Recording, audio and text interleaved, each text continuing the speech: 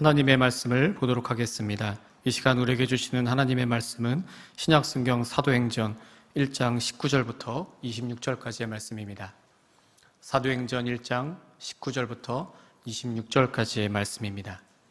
제가 가진 성경으로는 신약성경 187쪽에 오늘 말씀이 기록되어 있습니다.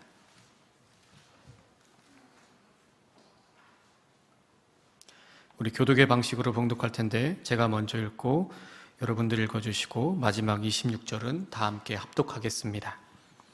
이 일이 예루살렘에 사는 모든 사람에게 알려져 그들의 말로는 그 밭을 아겔다마라 하니 이는 피밭이라는 뜻이라. 시편에 기록되었을 때 그의 거처를 황폐하게 하시며 거기 거하는 자가 없게 하소서 하였고 또 일렀을 때 그의 직분을 타인이 취하게 하소서 하였도다.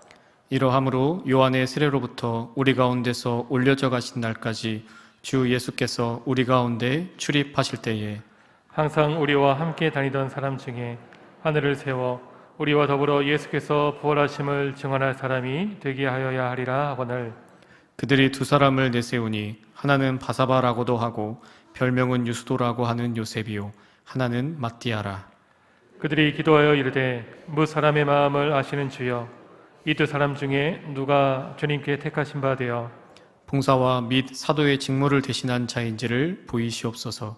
유다는 이 직무를 버리고 제 곳으로 갔나이다. 제비 뽑아 matti아를 얻으니 그가 11 사도의 수에 들어가니라. 아멘. 너희 안에 이 마음을 품으라. 곧 그리스도 예수의 마음이니. 아멘. 신자들에게 겸손은 단지 하나가 되기 위한 실용적인 전략이 아닙니다. 겸손은 그리스도 예수의 마음과 동일한 마음을 품는 것입니다. 사랑하는 성도 여러분, 주님과 동일한 마음을 품기 위해서 언제나 겸손하시기를 축복합니다. 특별히 우리의 가정과 직장 그리고 교회 공동체에서 주님의 뜻과 계획을 드러내시기를 간절히 축복합니다. 예수님이 승천하신 후에 제자들은 어느 다락방에 모였습니다. 그리고 그곳에서 성령 강림을 간절히 기다리면서 오로지 기도에 힘썼습니다. 예수님이 안 계신 상태에서 그들이 할 수 있는 것은 기도밖에 없었기 때문입니다. 시간이 흐르고 이 모임은 점차 많은 사람들에게 알려졌고 어느덧 120명쯤 되는 모임으로 성장하였습니다. 이 모임이 진행되던 어느 날 베드로가 일어서서 그곳에 모인 120명의 신자들에게 이렇게 이야기합니다. 사도행전 1장 16절부터 18절입니다. 형제들아, 성령이 다윗의 입을 통하여 예수 잡는 자들의 길잡이가 된 유다를 가리켜 미리 말씀하신 성경이 응하였으니 마땅하도다. 이 사람은 본래 우리 수 가운데 참여하여 이 직무의 한 부분을 맡았던 자라. 이 사람이 불의의 삭스로 밭을 사고 후에 몸이 곤두박질하여 배가 터져 창자가 다 흘러 나온지라. 베드로는 지금 죽은 가룟 유다에 관한 이야기를 하고 있는 것입니다. 가룟 유다는 어떤 사람입니까? 예수님을 대적자의 손에 팔아넘긴 장본인입니다. 그런 그의 결말은 어떠했나요? 우리가 말씀을 통해 알 수 있듯이 예수님을 팔아넘긴 돈으로 밭을 샀습니다. 그런데 결국 그 땅에서 그는 거꾸로 넘어졌습니다. 그리고 배가 터지고 창자가 쏟아지는 아주 끔찍한 최후를 맞이했습니다. 굉장히 비참한 죽음이었음에는 두말할 나위가 없습니다. 그리고 가룟 유다의 비극은 계속해서 이어집니다. 오늘 본문 말씀 19절입니다. 이 일인 예루살렘에 사는 모든 사람에게 알려져 그들의 말로는 그 밭을 아겔다마라 하니 이는 피밭이라는 뜻이라. 말씀을 보니 가룟 유다가 죽음을 맞이한 이 밭을 아겔다마, 즉 피밭이라고 말하고 있습니다. 피밭이라는 이 단어가 그의 비극적인 최후를 다시 한번 확인시켜주고 있습니다. 그리고 가룟 유다의 이 비참한 죽음을 예루살렘의 모든 사람이 다 알고 있다고 말하고 있습니다. 즉 가룟 유다는 죽은 후에도 계속해서 수치를 당하고 있는 것입니다. 우리는 이 사실을 굉장히 무겁게 받아들여야 합니다. 우리는 가룟 유다와 같은 이 어리석음을 범치 않도록 항상 깨어 있어야 합니다. 가룟 유다가 어떤 사람이었습니까? 가룟 유다는 예수님을 모르던 자가 아니었습니다. 그는 예수님과 함께 지내던 그분의 직계제자였습니다. 그럼에도 불구하고 그는 헛된 재물에 현혹되어서 이런 끔찍하고 비참한 죽음을 맞이하게 된 것입니다. 그렇다면 우리는 어떻습니까? 우리는 절대 그렇지 않을 것이라고 자부할 수 있습니까? 예수님을 잘 알고 있는 우리들이, 또 예수님만을 따르겠다고 고백한 우리들도 충분히 이 세상의 재물에 현혹될 수 있습니다. 그 헛된 재물 때문에 우리들도 주님을 외면하고 저버릴 수 있는 것입니다. 즉 우리들도 이 시대의 가룟 유다가 될 수 있습니다. 성도 여러분, 우리는 이 사실을 반드시 기억해야 합니다. 그리고 영적으로 늘 깨어 있어야 합니다. 내가 그럴 리 있겠어? 나는 절대 그럴 일 없을 것 같은데, 에이, 나는 절대 그렇지 않아. 이런 어리석은 생각을 버리고 항상 겸손한 마음으로, 겸손한 자세로 우리 주님을 붙드셔야 합니다. 주님 오시는 그날까지 주님만을 붙드시고 살아가시기를, 주님께 속한 자로 살아가시기를 축복합니다. 그리고 이어지는 20절 말씀을 보도록 하겠습니다. 이 말씀에서는 시편의 말씀이 언급되면서 이야기의 화제가 바뀌고 있습니다. 제가 읽어드리겠습니다. 시편에 기록하였으되 그의 거처를 황폐하게 하시며 거기 거하는 자가 없게 하소서 하였고, 또 일렀으되 그의 직분을 타인이 취하게 하소서 하였더라. 특별히 이 말씀은 세번역 성경으로 다시 한번 보도록 하겠습니다. 제가 읽어드리겠습니다. 시편에 기록하기를 그의 거처가 폐허가 되게 하시고 그 안에서 사는 사람이 없게 하십시오 하였고, 또 말하기를 그의 직분을 다른 사람이 차지하게 해주십시오 하였습니다. 베드로는 지금 이 시편의 말씀을 언급하면서 가룟 유다가 죽은 밭에서 아무도 살지 못하게 해달라고 하고 있습니다. 그리고 다른 사람이 그 가룟 유다의 직무를 차지하게 해달라고 했습니다.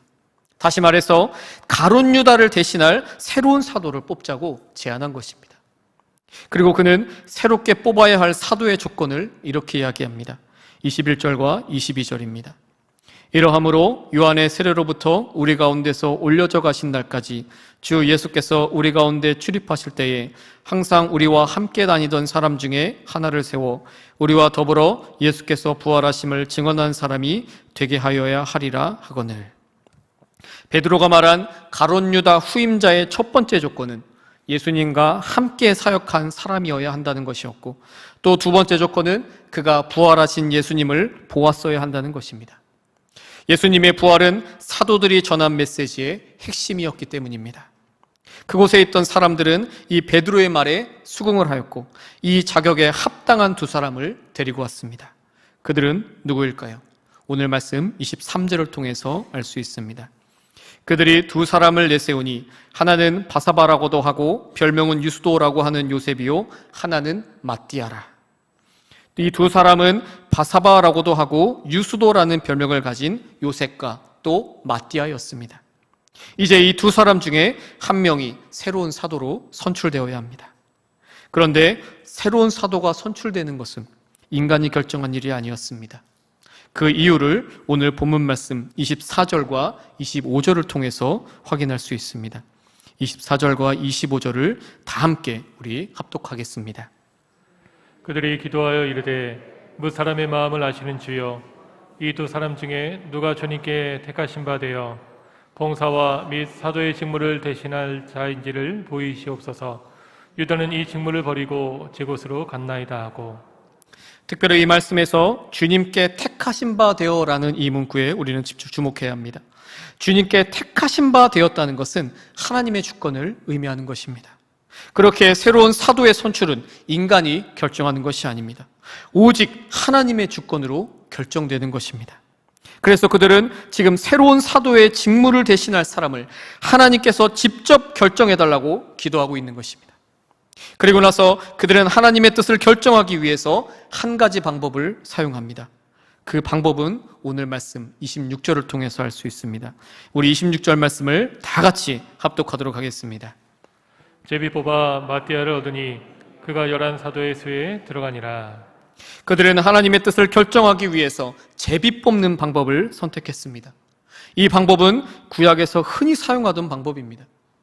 구약에 언급된 이 제비 뽑는 방법에 관한 말씀을 잠깐 살펴보도록 하겠습니다. 먼저 레위기 16장 8절부터 10절입니다. 제가 읽어드리겠습니다.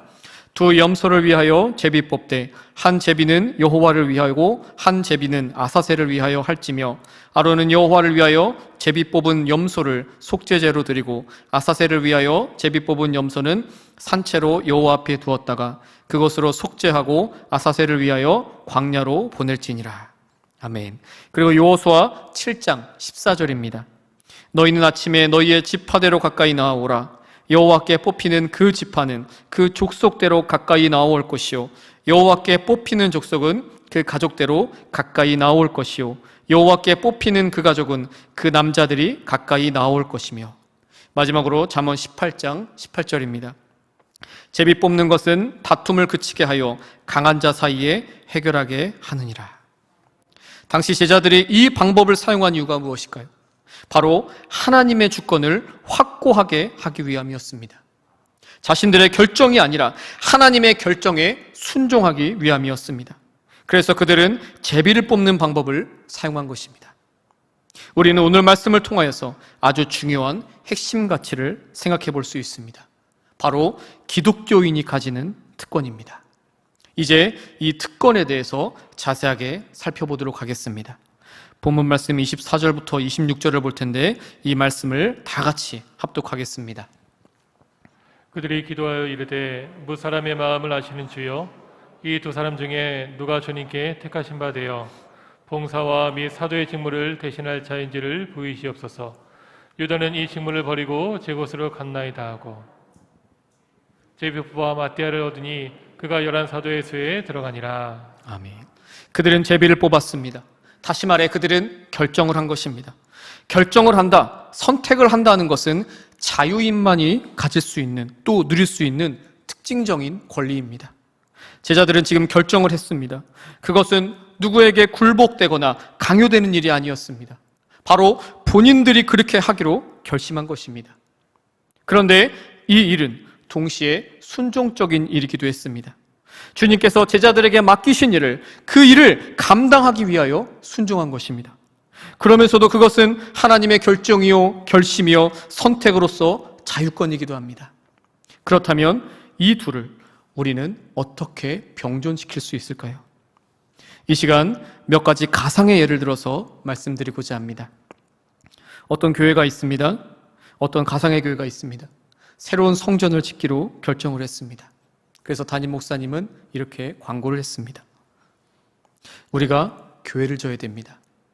헌금 많이 해주시고 아름답게 건축해서 많은 사람들, 많은 영혼들을 불러 모읍시다. 이렇게 광고를 했습니다. 그런데 새로운 성전을 짓는 일은 결코 나쁜 일이 아닙니다. 많은 교인들과 또 지역사회에 유익을 끼칠 수 있다면 그것만큼 하나님께 영광이 되는 일이 어디에 있겠습니까? 분명 그것은 아름다운 사역이자 일입니다. 그런데 이와는 달리 다른 목적으로 성전을 짓는다면 문제가 될 수 있습니다. 하나님의 뜻과는 전혀 상관이 없는 바로 자신의 사리사욕을 위한, 욕심과 욕망을 위한 성전 건축이라면 이것은 바로 하나님보다 앞서가는 교만을 저지르는 것입니다. 예를 들어서 성전을 짓는 목적이 단지 큰 건물 소유하고 싶어하는 것이라면, 또 좋은 환경과 더 좋은 시설을 바라기 때문이라면 이 새로운 성전은 문제가 됩니다. 성도들에게는 아주 그럴듯하게 잘 포장해서 이야기할 수 있습니다. 크고 좋은 성전 지어야죠. 요즘 시대가 어느 때인데. 그래야 많은 사람들이 올려옵니다. 아까 처음에 말씀드렸던 것처럼, 그러니까 건축헌금 열심히 합시다. 그런데 이것이 정말 하나님의 뜻일까요? 자신의 사리사욕을 위해서 건축헌금 내라는 것이 정말 하나님께서 원하시는 것일까요? 그런데 더 무서운 것은 이 인간의 사리사욕으로 시작한 이 모든 것을 하나님께로 떠넘기는 것입니다. 하나님의 뜻과는 아무런 상관이 없는 그 무리한 설계와 시공을 벌여놓긴 했는데 곧 어려움이 찾아왔습니다. 재정의 어려움을 비롯해서 여러 가지 어려움들이 찾아왔습니다. 그러니 이제 무엇을 할 수 있겠습니까? 기도밖에 할 수 있는 것이 없습니다. 그래서 하나님께 해결해 달라고 기도합니다. 하나님의 뜻이오니 해결해 주십시오. 이렇게 기도하는 것입니다. 하나님의 뜻이 아닌데 자꾸 하나님께 해결해 달라고 기도하는 것입니다. 이것은 인간이 다 저질러 놓고 하나님께 수습해 달라고 하는 것이나 다름없습니다. 또 다른 가상의 예를 말씀드리겠습니다. 욕심과 탐욕, 그리고 명예를 좋아하는 어떤 사람이 있습니다. 불법과 편법으로 돈을 모으고 있고 부동산 투기도 했습니다. 부정직한 방법으로 자녀들을 학교에 입학시켰고 취직도 시켰습니다. 자신도 높은 직위에 오르게 되었고 또 자신에게 굽신거리는 사람들이 많아졌습니다. 그리고 오랫동안 불법과 편법으로 돈을 모으다 보니까 너무나도 큰 액수가 되었습니다.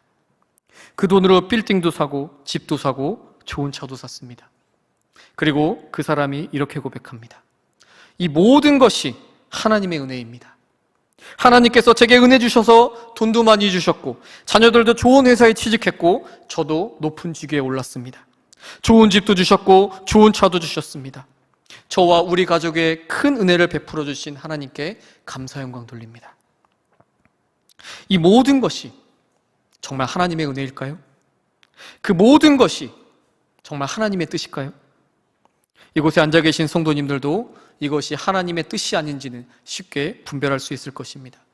이 가상의 인물이 지고 있는 모든 것은 하나님의 은혜가 아닙니다. 오히려 저주에 가깝습니다. 제가 함부로 생각할 수는 없지만 아마 하나님께서 이렇게 말씀하시지 않았을까요? 네가 지금 지고 있는 모든 거 내가 준 거 아니야.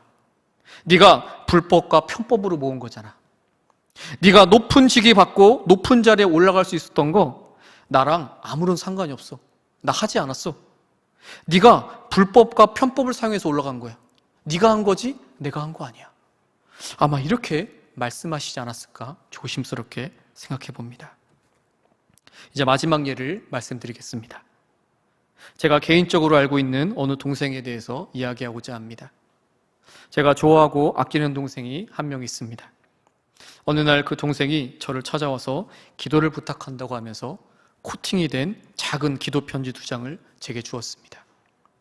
2장의 기도 편지에는 어느 할아버지와 할머니의 사진이 있었고 사진 밑에는 그 할아버지와 할머니를 위한 기도 제목이 씌어져 있었습니다. 그래서 제가 이분들이 누구시냐고 물었더니 그 동생이 말하기를 이분들은 지금 자기 동네에 살고 있는 분들이고 제가 지금 이분들에게 복음을 전하고 있다고 했습니다. 그래서 저도 같이 기도하겠다고 말했고 그 동생을 돌려보냈습니다. 시간이 흐르고 나중에 그 동생의 소식을 듣게 되었습니다.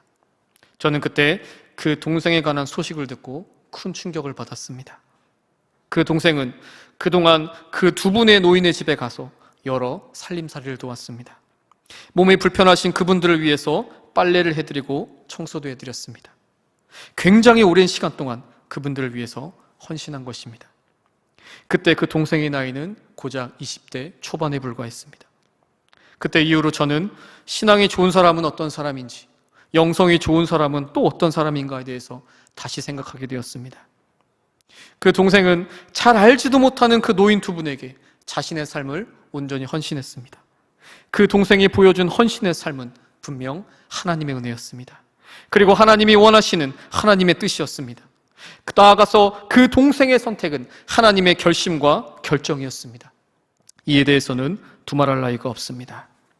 이제 현 시대를 살아가고 있는 우리들의 모습을 돌아보아야 합니다. 우리는 지금 어떻게 살아가고 있습니까? 주어진 상황과 환경 속에서 어떤 선택과 결정을 하고 있습니까? 하나님이 기뻐하실 선택입니까? 아니면 나의 욕심, 욕망, 사리사욕을 위한 선택입니까? 우리 각자가 잘 알고 있을 것입니다. 혹시 편법과 불법을 선택하고 있지 않습니까?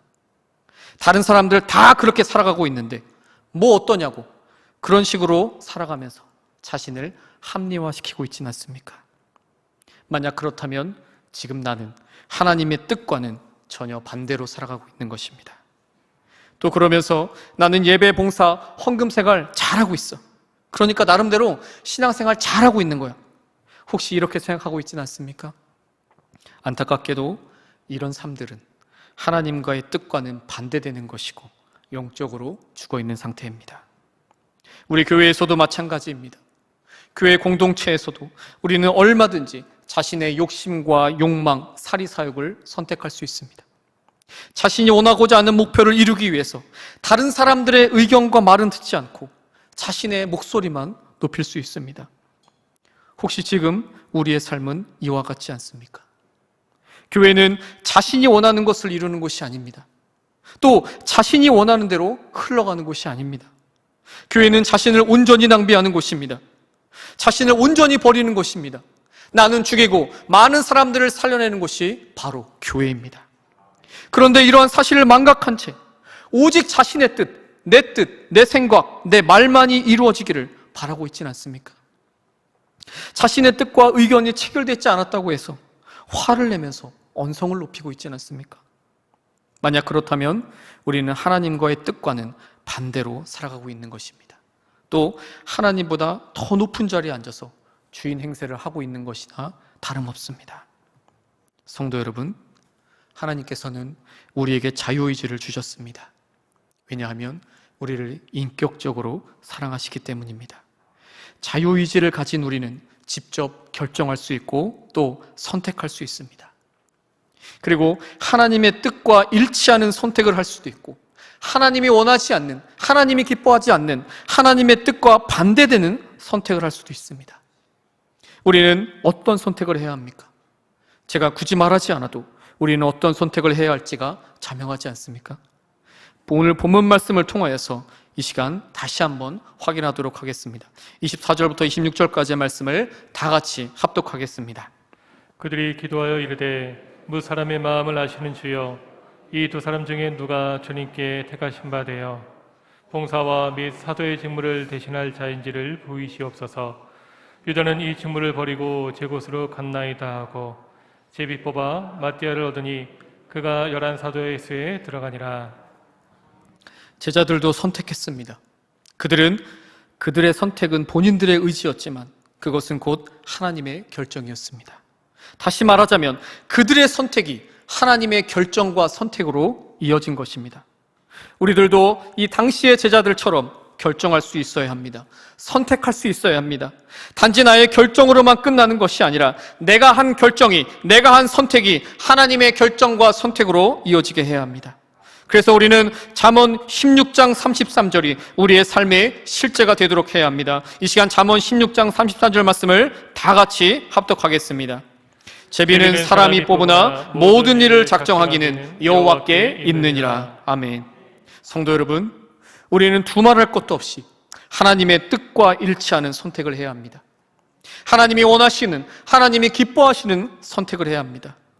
이제 우리의 시각이 바뀌어져야 합니다. 우리의 마음이 전환되어져야 합니다. 우리의 말과 행동이 변화되어져야 합니다. 우리에게 주신 자유의지로 하나님의 뜻을 이 땅 가운데 나타내야 합니다. 이제 이 시간부로 나의 욕망을 위한, 나의 사리사욕을 위한 이 선택들을 포기하시기 바랍니다. 나의 이익과 만족을 위한 선택도 포기하시기 바랍니다. 교만과 죄악으로 향하는 이 악한 선택을 포기하시기 바랍니다. 이런 결정은 절대로 하나님의 결정과 결심과 선택으로 이어질 수 없습니다. 왜냐하면 이런 것들은 결코 하나님의 뜻이 아니기 때문입니다. 사랑하는 성도 여러분, 이제 하나님께서 기뻐하시는 선택과 결정을 하시기를 바랍니다. 항상 진실과 정직을 선택하시기를 주님의 이름으로 축복합니다. 항상 사랑과 배려를 선택하시기를 주님의 이름으로 축복합니다. 항상 낭비와 겸손을 선택하시기를 주님의 이름으로 축복합니다. 항상 기도와 말씀을 선택하시기를 주님의 이름으로 축복합니다. 우리가 그런 선택과 결정을 할 때에 하나님의 결정과 결심으로 이어지게 될 것입니다. 그리고 하나님의 뜻이 이 땅 가운데 나타나게 될 것입니다. 왜냐하면 이 모든 것을 이루실 하나님께서 지금도 살아계시고 우리와 함께 하시기 때문입니다. 아멘. 이 시간 우리 함께 오늘 말씀 기억하면서 찬양하길 원합니다. 아버지 당신의 마음이 있는 곳에 라는 찬양인데요, 이 찬양 고백하면서 주님의 마음과 동일한 마음을 품겠습니다. 그리하여서 하나님의 결정에 따라가는, 나의 결정을 하나님의 결정과 선택으로 이어지게 하는 그런 삶을 살아가겠습니다 라고 함께 고백하겠습니다. 아버지 당신의 마음이 있는 곳에 나의 마음이 있기를 원해요. 아버지 당신의 눈물이 고인 곳에 나의 눈물이 고이길 원해요. 아버지 당신이 바라보는 영혼에게 나의 두 눈이 향하길 원해요. 아버지 당신이 울고 있는 어두운 땅에 나의 두 발이 향하길 원해요. 나의 마음이 아버지의 마음 알아. 내 모든 뜻 아버지의 뜻이 될 수 있기를 나의 온 몸이 아버지의 마음 알아. 내 모든 삶 당신의 삶 되기를. 다시 한번 고백합니다.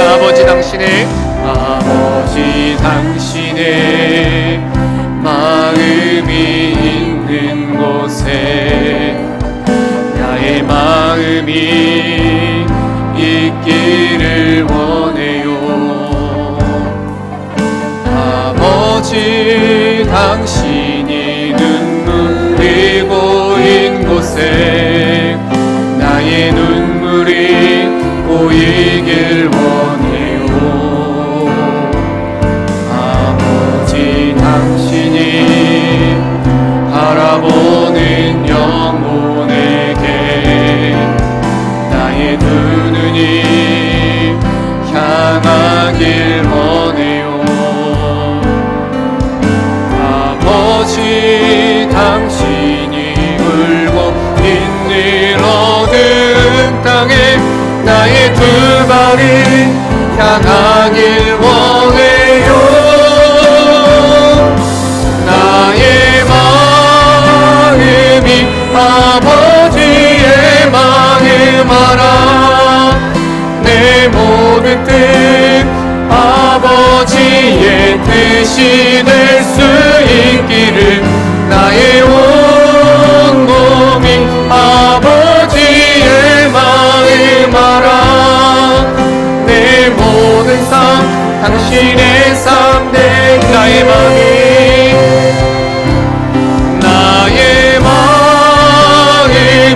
아버지의 마음 알아.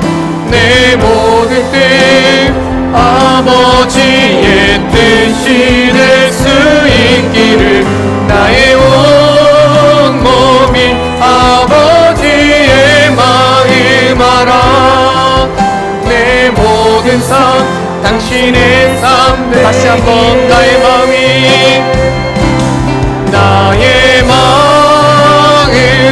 아버지의 마음 알아. 내 모든 뜻 아버지의 뜻이 될 수 있기를 나의 온 몸이 아버지의 마음 알아.